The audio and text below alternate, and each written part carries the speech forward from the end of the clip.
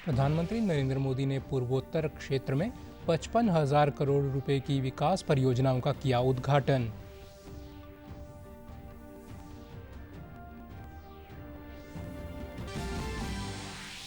प्रदेश के मुख्यमंत्री ने आज राजा हसन खां मेवाती के बलिदान दिवस पर आयोजित राज्य स्तरीय समारोह में की शिरकत।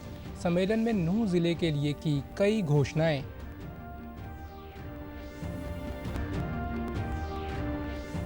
मुख्यमंत्री मनोहर लाल ने पंचकूला और करनाल के लिए इलेक्ट्रिक सिटी बस सेवा का किया शुभारंभ। मुख्यमंत्री ने इस मौके पर पहले 7 दिन इलेक्ट्रिक सिटी बस सेवा मुफ्त करने की घोषणा की। और महिला दिवस पर पहली बार मालगाड़ी का संचालन किया महिला रेलकर्मियों की टीम ने। तीनों ने मालगाड़ी को अंबाला कैंट से लेकर लुधियाना तक पहुंचाया।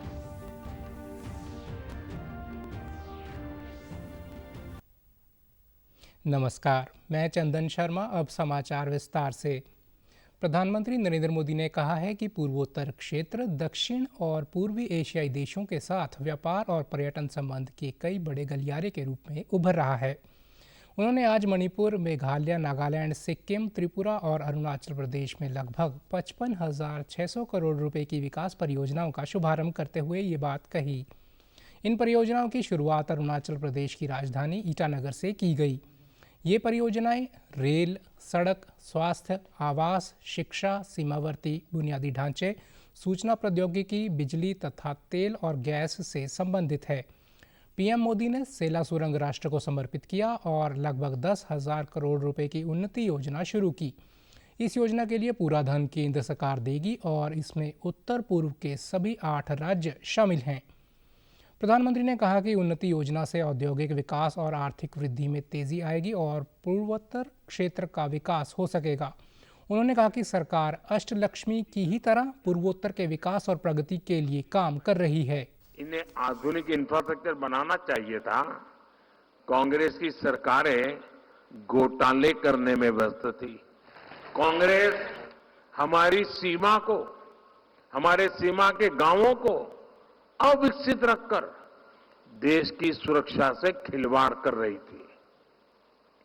अपनी ही सेना को कमजोर रखना, अपने ही लोगों को सुविधा और समृद्धि से वंचित रखना, यही कांग्रेस के कार्य करने का तरीका है। सेला टनल पहले भी तो बन सकती थी कि नहीं बन सकती थी, लेकिन कांग्रेस की सोच और प्राथमिकता कुछ और थी।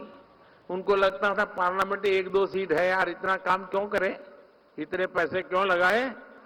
मोदी पार्लियामेंट मेंबरों की गिनती करके काम नहीं करता है, देश की आवश्यकताओं को ध्यान में रख के काम करता है। प्रधानमंत्री नरेंद्र मोदी ने आज असम में जोरहाट से भी लगभग 17,500 करोड़ रुपए से अधिक की विकास परियोजनाओं का अनावरण तथा शिलान्यास किया। इससे पहले प्रधानमंत्री ने आज सुबह असम में काजीरंगा राष्ट्रीय उद्यान और बाघ अभयारण्य में सेंट्रल कोहरा रेंज में मिही मुख में जीप और हाथी सफारी का अनुभव लिया। काजीरंगा राष्ट्रीय उद्यान एक विश्व धरोहर है जो एक सींग वाले गैंडे के लिए प्रसिद्ध है। हरियाणा के मुख्यमंत्री मनोहर लाल ने आज बड़काली चौक पर आयोजित प्रदेश स्तरीय सम्मेलन में नूंह जिले के कई घोषणाएं की, जिसमें अल आफिया सामान्य अस्पताल मंडीखेड़ा को 100 बेड से 200 बेड का किए जाना, जिले में सीएचसी, पीएचसी तथा सब सेंटर तकरीबन 150 करोड़ रुपए की लागत से जिले की सड़कों का कायापलट, कम्युनिटी सेंटर इत्यादि शामिल हैं। उन्होंने जिले के शिक्षा विभाग में HKRN के तहत तकरीबन 1504 शिक्षक व अन्य पदों पर नियुक्ति करने की घोषणा की। मुख्यमंत्री मनोहर लाल आज संत महापुरुष सम्मान एवं विचार प्रसार योजना के अंतर्गत राजा हसन खां मेवाती के बलिदान दिवस पर राज्य स्तरीय समारोह को बड़कली चौक पर संबोधित करने के लिए आए थे। इस दौरान उन्होंने जिले की 3 उपमंडल स्तरीय बार एसोसिएशन के लिए 5-5 लाख रुपए तथा जिला मेवात बार एसोसिएशन के लिए 21 लाख रुपए की घोषणा भी की। इस दौरान राजा शहीद हसन खान मेवाती की मूर्ति का अनावरण बड़कली चौक पर किया गया। हम लोग आज कार्यक्रम कर रहे हैं। यहाँ की पंचायत की कोई डिमांड नहीं थी, लेकिन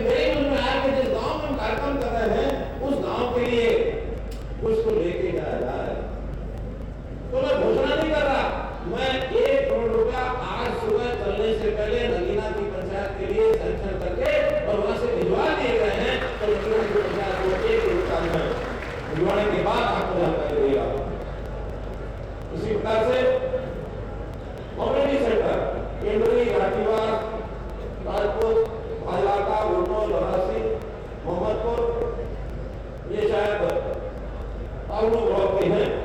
यहाँ की सबकी डिमांड और इसके बाद सड़कें हैं, उसमें ताउलू ब्लॉक की है, नगीना तहसील और डुमरी तहसील फिरोजपुर जिले का रेस्ट हाउस है, नूह में प्राणा विश्राम गृह को तोड़कर नया विश्राम गृह।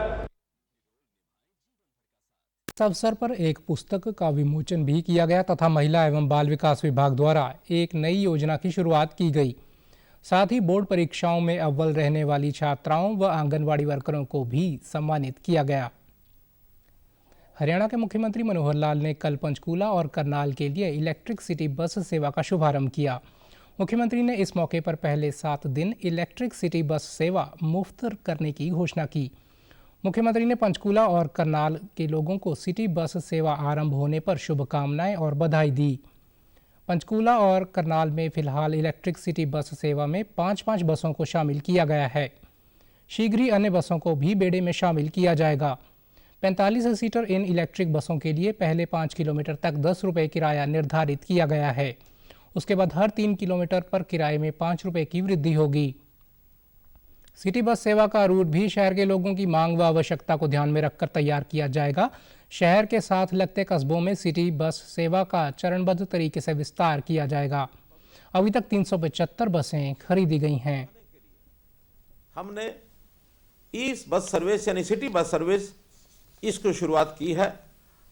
कई ऐसे शहर जो पहले से इस सर्विस का लाभ उठाने लगे हैं, उसके अंदर विशेष तौर पर फरीदाबाद, गुरुग्राम, मानेसर, ये तो पहले से अपनी अपनी सिटी बस सर्विस को चालू कर चुके हैं। हमने रोडवेज की ओर से ये जो सिटी बस सर्विस की है, पिछले 28-29 जनवरी 2 स्थानों पर पानीपत और यमुनानगर ये सर्विस शुरू की गई थी और आज उसी कड़ी में 2 और स्थानों पर पंचकूला और करनाल, इन पर भी बस सेवा अभी हरी झंडी दिखा करके वहाँ पर अपने मुख्य अतिथि उनको शुरू कराएंगे। इस प्रकार देखें तो हमारे 7 बड़े शहर, इनमें आज ये सर्विस हो जाएगी। मुख्यमंत्री ने बताया कि इससे पहले ये सुविधा पानीपत और यमुनानगर में आरंभ की जा चुकी है। पंचकूला और करनाल में इलेक्ट्रिक सिटी बस सेवा की शुरुआत के बाद अंबाला, सोनीपत, रेवाड़ी, रोहतक और हिसार सहित 5 शहरों में भी जल्द ही इलेक्ट्रिक सिटी बस सेवा शुरू कर दी जाएगी, जिसमें रोहतक है, हिसार है, इसके अंदर मानो अंबाला है, सोनीपत है और रेवाड़ी है। इन 5 बड़े शहरों में भी ये सर्विस बहुत जल्दी और शुरू की जाएगी और इस सर्विस को शुरू होने के बाद लोगों को बहुत बड़ा इसका लाभ होने वाला है। यानी अपने व्यक्तिगत गाड़ियों की बजाय इस बस सर्विस में अगर चलेंगे तो उनको बहुत बड़ा लाभ होगा। ये सब एसी बस सर्विस है। इसके अंदर किराया भी जो है वो बहुत ही सामान्य किराया रखा गया है। पहले 5 किलोमीटर में 10 रुपये का ये किराया है। आज ऑटो का किराया भी 20 रुपये से शुरू होता है, लेकिन यहाँ 10 रुपये शुरू करके आगे हर 3 किलोमीटर पर और 5 रुपये का स्लैब, इस नाते से इस सेवा को शुरू किया गया है। और एक नई जो प्रौद्योगिकी है, एक टेक्नोलॉजी के माध्यम से हम लोग आगे बढ़ रहे हैं। मुख्यमंत्री ने कहा कि नई लॉन्च की गई इलेक्ट्रिक बस सेवा एक शून्य उत्सर्जन वाहन है, जिसके अपने संचालन के 10 वर्षों में लगभग 4,20,000 लीटर डीजल की बचत होगी। इससे न केवल प्रदेश के लोगों को सुगम परिवहन का लाभ मिलेगा, बल्कि पर्यावरण प्रदूषण को भी कम करने में मदद मिलेगी। हरियाणा के कैबिनेट मंत्री मूलचंद शर्मा और केंद्रीय राज्य मंत्री कृष्णपाल गुर्जर ने आज बल्लभगढ़ में करीब 150 करोड़ की लागत से बल्लभगढ़ सब्जी मंडी रेलवे पुल का शुभारंभ किया। इस मौके पर केंद्र राज्य मंत्री कृष्णपाल गुर्जर ने मीडिया से बातचीत करते हुए कहा कि करीब 150 करोड़ रुपए की लागत से बल्लभगढ़ के रेलवे पुल को 7 लाइन पुल बनाया जाएगा। साथ ही इस पुल को बनाने के साथ साथ इस पुल के नीचे से कई अंडरपास भी बनाए जाएंगे। अनाज मंडी से लेके जेसीबी तक यहाँ जाम की समस्या थी, तो हमारे यहाँ के लोकप्रिय मंत्री जो बल्लभगढ़ का नेतृत्व करते हैं मूलचंद शर्मा जी की, ये मांग थी कि इस जो रेलवे ओवरब्रिज है जो 4 लेन का है, इसको 7 लेन किया जाए और इसको आगे जेसीबी तक जाम से मुक्त किया जाए। मंडी के सामने वीयूपी दिया जाए और वहां पर वीयूपी दिया है और इसको 7 लेन का बनाया जाए। तो उनकी मांग को सरकार ने मंजूर किया मैं इसके लिए अपनी तरफ से भाई मूलचंद शर्मा जी की तरफ से हम देश के यशस्वी प्रधानमंत्री मोदी जी का, देश के यशस्वी सड़क परिवहन मंत्री नितिन गडकरी जी का और हरियाणा के यशस्वी मुख्यमंत्री मनोहर लाल जी का हम फरीदाबाद और बल्लभगढ़ के लोगों की तरफ से उनका हृदय से धन्यवाद करते हैं। प्रधानमंत्री नरेंद्र मोदी ने महिलाओं के लिए नई सौगात पेश की है।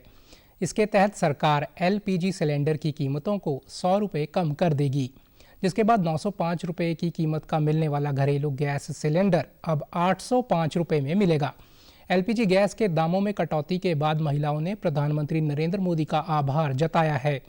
सिलेंडर के दामों में कटौती के बाद भिवानी की महिला शांति, सुशीला व पिंकी ने कहा कि सिलेंडर के दामों में 100 रुपये कम कर प्रधानमंत्री नरेंद्र मोदी ने देश भर की महिलाओं को तोहफा दिया है। उन्होंने कहा कि सिलेंडर के दामों में कटौती करने से देश के करोड़ों परिवारों पर आर्थिक बोझ कम होगा। वहीं भिवानी के गैस एजेंसी के कर्मचारी सतीश ने कहा कि पीएम ने महिलाओं को बड़ा तोहफा दिया है। सिलेंडर के दामों में कटौती के बाद अब भिवानी में 805 रुपये का सिलेंडर मिलेगा। नरेंद्र मोदी जी ने हमें जो उपहार दिया है, इसके लिए मैं उनका बहुत शुक्रिया करती हूँ, क्योंकि 100 रुपये से ही हमारा कितना बोझ कम हो गया ये हमें ही पता है। कि आप फ्री गैस सिलेंडर दे रहे हैं, इससे बहुत फायदा है हमें। नरेंद्र मोदी जी ने जो 100 रुपये गैस में कम किए हैं, इसके लिए हमें बहुत ही बढ़िया लग रहा है और खुशी मिल रही है कि 100 रुपये कहीं ना कहीं कुछ तो फायदा हुआ ही है, और इसके लिए हम आपका शुक्रिया अदा करते हैं। 500 रुपये का सिलेंडर था और अब 100 रुपये कम होने के बाद 805 का हो जाएगा, और 100 रुपये कम होने से रसोई का जो बजट है उसमें कहीं ना कहीं फर्क आएगा। और जो गैस रसोई के जो इतने बड़े दाम थे, उसमें प्रधानमंत्री नरेंद्र मोदी ने जो राहत दी है वो काफी अच्छा कदम है। महिला दिवस पर पहली बार मालगाड़ी का संचालन महिला रेलकर्मियों की टीम ने किया। इसमें लोको पायलट मनोरमा वर्मा, सह लोको पायलट कृति शर्मा और ट्रेन मैनेजर मनीषा कुमार मौजूद रहीं। तीनों ने मालगाड़ी को अंबाला कैंट से लेकर लुधियाना तक पहुंचाया। सहायक मंडल रेल प्रबंधन हनुमान प्रसाद ने बताया कि पिंक डे यानी कि महिला दिवस पर अंबाला मंडल ने पहली बार मालगाड़ी की कमान महिला कर्मचारियों को दी है। उन्हें जिम्मेदारी सौंपने से पहले कई प्रक्रियाओं से गुजरना पड़ा। साथ में चलाने का एक निर्णय लिया है, जिसमें ये पहली गुड्स ट्रेन को चलाया जा रहा है, जिसमें loco pilot, assistant loco pilot और जो गार्ड हैं वो तीनों महिलाएं हैं। इसी चीज़ को सिंबलाइज करने के लिए कि महिला किसी भी क्षेत्र में अपना जो है योगदान दे सकती हैं और अच्छे से कार्य कर सकती हैं, उसी के सिलसिले में हम ये चला रहे हैं। पहले मालगाड़ी को पुरुष कर्मचारियों के दल ने सुबह 10:40 पर अंबाला कैंट रेलवे स्टेशन की लाइन नंबर 8 पर पहुंचाया। अंबाला से मालगाड़ी की कमान 3 महिला कर्मचारियों को सौंपी गई। इंजन की कमान मनोरमा और कृति ने संभाली, तो मालगाड़ी के अंत में लगे गार्ड कैबिन की जिम्मेदारी मनीषा ने संभाली। मनोरमा वर्मा और कृति शर्मा ने बताया कि महिला दिवस पर रेलवे ने उन्हें मालगाड़ी की कमान सौंपी है, जो कि एक यादगार सफर रहेगा। इससे दूसरों को भी प्रेरणा मिलेगी। इंजन पे चढ़ती हूँ तो लोग मुझे देखते हैं, और जो एक बार देखता है वो दोबारा मुड़ के जरूर देखता है मुझे। तो मेरे लिए तो बहुत ही प्राउड ही है, मेरी फैमिली के लिए बहुत प्राउड ही है, क्योंकि मेरे तो ब्लड में ही रनिंग है एक तरह से, क्योंकि मेरे फादर भी लोको पायलट मेल थे, वो झांसी डिवीजन में थे। मेरी सिस्टर भी लोको पायलट है, और जैसा कि देखा जाए सबसे मेन है मेरे हस्बैंड भी लोको पायलट ही हैं झांसी में। तो मेरे लिए बहुत ही ज़्यादा प्राउड है, मेरी फैमिली के लिए, मेरे इन लॉज के लिए, मेरे फादर इन लॉ के लिए बहुत ही प्राउड है। सर मैं असिस्टेंट लोको पायलट हूँ। सर आज मुझे बहुत अच्छा लग रहा है कि आज हम तीनों ही महिला दिवस के अवसर पे महिला ही एक ट्रेन का संचालन करेंगी।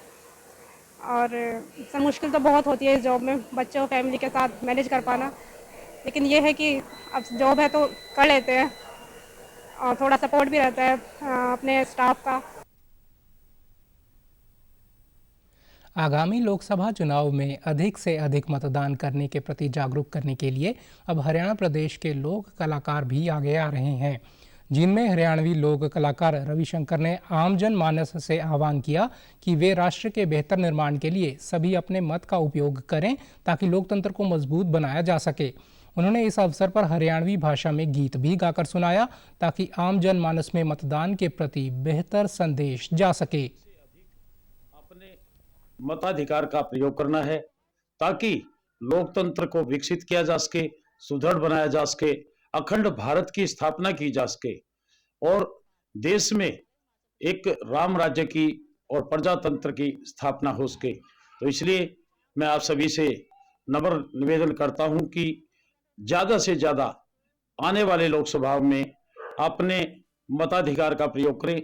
और मैं उन युवाओं से भी आह्वान करना चाहता हूं कि जिनकी उम्र 18 वर्ष हो गई है, उन्हें वोट का अधिकार मिला है, वो भी बड़ी जोश और उल्लास के साथ अपने मताधिकार का प्रयोग करें ताकि हम लोकतंत्र की मजबूती में अपने मताधिकार के माध्यम से एक सुदृढ़ राष्ट्र बना सके। मेरा वोट मेरा अधिकार, मेरा वोट मेरा अधिकार, करता हूं डंके पर चोट, मैं भी दूंगा अपना वोट, उंगली पे काला टीका लगवावांगे, वोट गिर के लोकतंत्र ने सफल बनावांगे। मेरा वोट मेरा अधिकार, मेरा वोट मेरा अधिकार।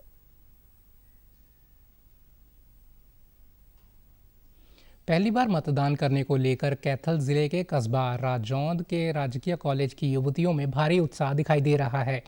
छात्राओं ने मतदान जागरूकता को लेकर रैली निकाली।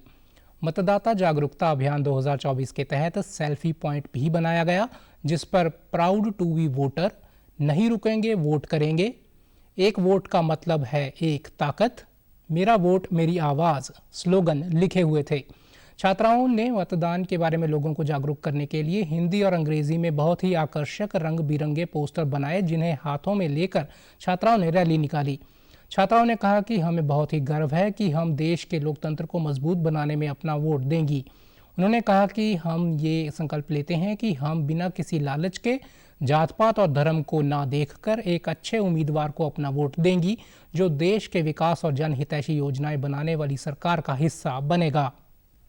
निष्पक्ष भाव से दूंगी, उस इंसान को दूंगी जो हमारे देश की प्रगति और उन्नति तथा विकास में सहायता करेगा और हमारे देश को उन्नति की ओर ले जाएगा। मेरी यह उम्मीद है जी, उसी इंसान से मैं वोट दूंगी जो हमारी सरकार को आगे बढ़ाएगा और बेरोजगार इंसानों ने रोजगार देगा, गरीबों को खाना देगी सरकार, और उन्हीं को मैं वोट दूंगी। ना ही लालच में आऊंगी, ना ही जाति पे आऊंगी, ना ही धर्म पे आऊंगी, अपनी सही ढंग से सही नीति से वोट दूंगी। मैं अपना पहला वोट उसे देना चाहूंगी जो हमारे देश की उन्नति और देश के विकास में योगदान दे और देश को तरक्की के मार्ग पर ले जाए, जो युवाओं को रोजगार दे और बच्चों को शिक्षा दे। कॉलेज की अध्यापिका सुदेश ने कहा कि हमने कॉलेज की 18 वर्ष से अधिक की सभी छात्राओं के वोट बनवाए हैं और उन्हें मतदान के बारे में पूरी तरह से जागरूक किया है। टाइम पर हम रैली वगैरह या बच्चों को हम प्रेरित करते रहते हैं और हमें लगा भी कि हमारे बच्चे जैसे ग्राउंड लेवल से हैं, ग्रामीण लेवल से हैं, लेकिन उन्होंने जितना हो सकता है वो पार्टिसिपेट भी किया। जैसे हमारा ये जो पर्व है, ये इसको हम पर्व की तरह मना रहे हैं, जैसे हम त्योहारों को मनाते हैं। 2 तारीख से हमने स्टार्ट किया था। हमने बच्चों को प्लेज भी दिलवाई, जो हमारी गवर्नमेंट हरियाणा जो ऐप है उस पर।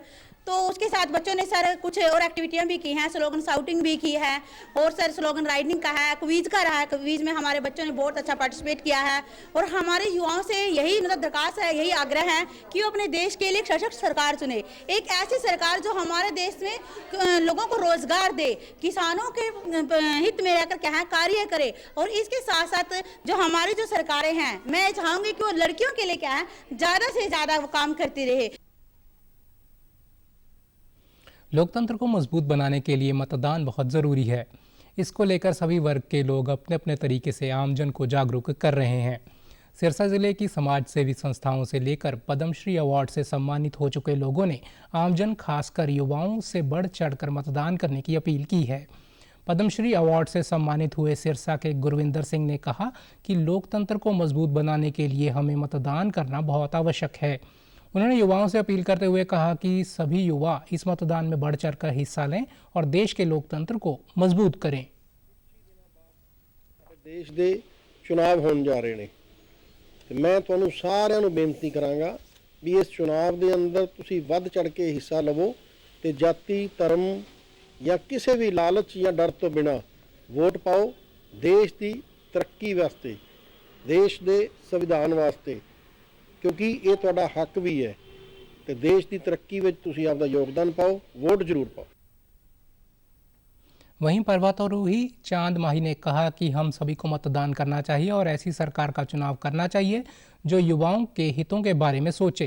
वहीं समाजसेवी व चौपाता क्षेत्र में युवाओं की नशे की बुराई से दूर रखने के लिए अभियान चला रहे शिव शंकर सहारे ने बताया कि देश की एकता और अखंडता व लोकतंत्र को मजबूत करने के लिए मतदान बहुत ज़रूरी है। मतदान करें और जितने भी मतदाता हैं वो ज़्यादा से ज़्यादा मतदान करें। मेरा एक ही संदेश है आप सभी के लिए, सबसे ज़्यादा मतदान करें। मेरा वोट मेरे देश के हित में जाए, मैं अपना वोट मेरे देश के हित में देना चाहता हूं और सरकार ऐसी चुने जो सभी वर्ग को आगे लेके आए, भविष्य में सभी का कार्य करें। मैं एक स्पोर्ट्स पर्सन, एक खिलाड़ी के नाते सभी को बोल रहा हूं कि जो सरकार आए हमारे जितने भी खिलाड़ी है उनको बढ़ावा दे, खेल को बढ़ावा दे और नशा मुक्त भारत करें। जय हिंद। हम ऐसे पार्टी को वोट करेंगे जो देश हित में युवाओं के रोजगार, किसानों के लिए हो और देश की सुरक्षा में विशेष ध्यान रखे। और युवाओं से अपील करते हैं कि ज़्यादा से ज़्यादा मतदान करके लोकतंत्र को मजबूत करें। प्रदर्शनकारी किसानों ने कल रेल रोको आंदोलन करने का ऐलान किया है। किसान आंदोलन के मद्देनज़र अंबाला पुलिस ने ज़िले में धारा 144 लागू कर रखी है, जिसके तहत एक जगह पर 5 या 5 से ज़्यादा लोग एकत्रित नहीं हो सकेंगे। ऐसे में अंबाला पुलिस ने आम जन से अपील की है कि वे बेवजह एक जगह एकत्रित ना हों।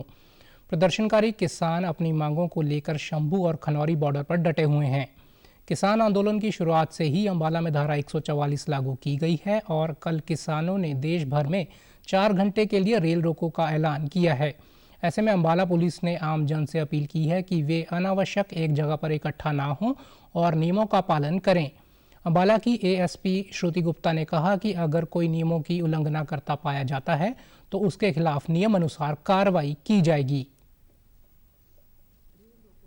करेंगे 12 से 4 बजे तक 10 मार्च को, तो उसके लिए 144 सीआरपीसी लगाई गई है डीसी साहब द्वारा अंबाला शहर में, जिसमें 5 से अधिक लोगों का आपस में चलना अलाउड नहीं है। तो इसीलिए आप लोग के थ्रू हम आम जनता को भी ये मैसेज पहुंचाना चाहेंगे कि ज़्यादा से ज़्यादा घर पर ही रहें, कोई अननेसेसरी मूवमेंट ना करें और पुलिस की पूरी मदद करें ताकि शांति की व्यवस्था में कोई बाधा ना। केंद्र व राज्य सरकार लगातार किसानों को प्राकृतिक खेती की ओर बढ़ावा देने के लिए अग्रसर है, जिसके लिए समय समय पर अनेकों योजनाएं किसानों के लिए लेकर आ रही है। जिला जींद के गांव बलरेखा के रहने वाले किसान भारत भूषण ने बताया कि वह 8 एकड़ भूमि में प्राकृतिक खेती कर रहे हैं, जिसमें वह परंपरागत खेती जैसे गेहूं, चावल, जौ, जवार, बरसीम के साथ साथ बागवानी में जैसे आंवला, नींबू, किन्नू, आलू बुखारा, अमरूद, आड़ू की भी खेती करते हैं।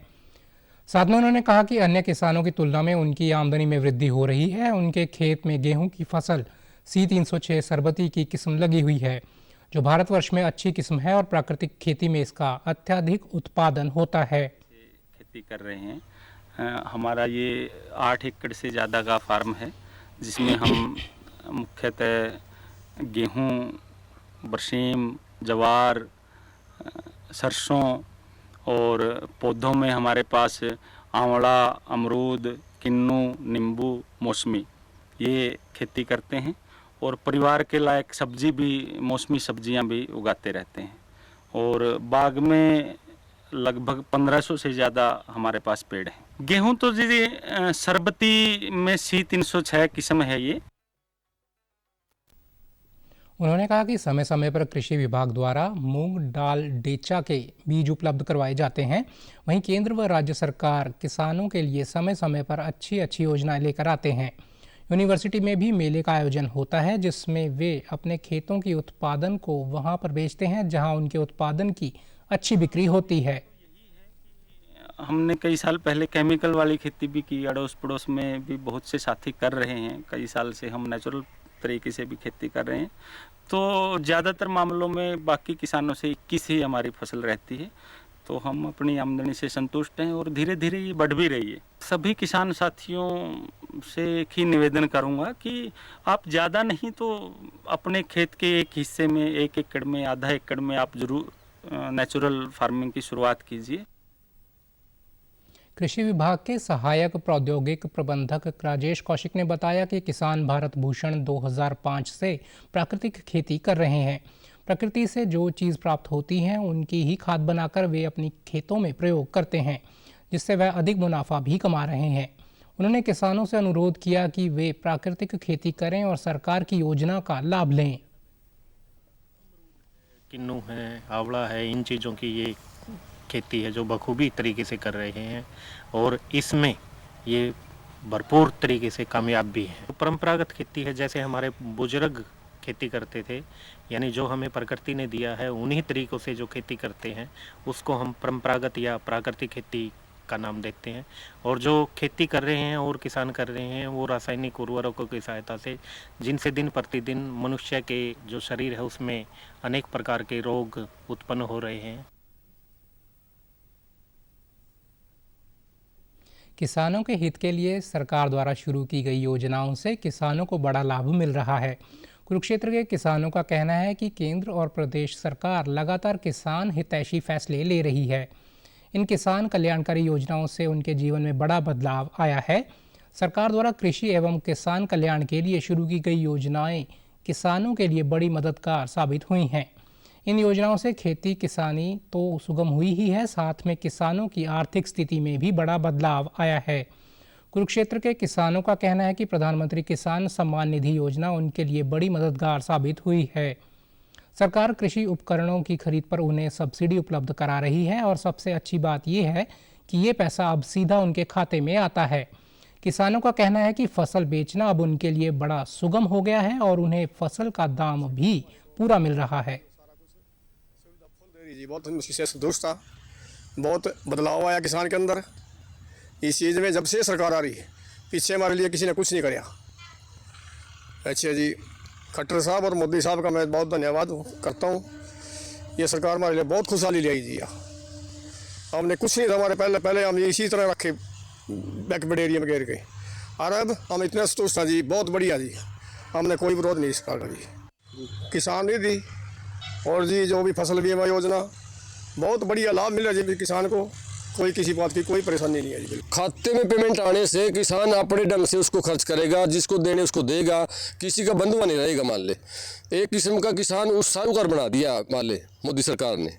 और खट्टर सरकार ने भी इतना काम किया जी किसानों का बहुत ज़्यादा जी।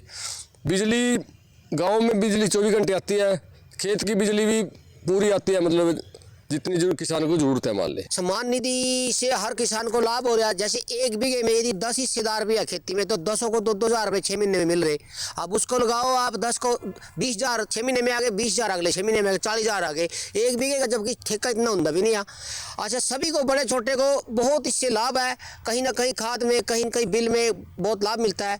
दूसरा, ट्यूबवेल का बिलों का है नाम मात्र सरकार ले रही है। ट्यूबवेल के बिल बिल्कुल हर सरकार क्या होती है पॉलिसी, शुरू में बढ़ा देती है, बाद में जाते जाते कम कर देती है। लेकिन हरियाणा सरकार भी, मोदी सरकार भी, तो क्या है कि इन्होंने शुरू से बिलों को एक रूपरेखा में रखा हुआ है, बिल्कुल भी एक पैसा भी नहीं बढ़ाया। मान लीजिए किसानों के लिए बहुत बढ़िया लाभ की बात है। समाचारों में आज इतना ही। नमस्कार।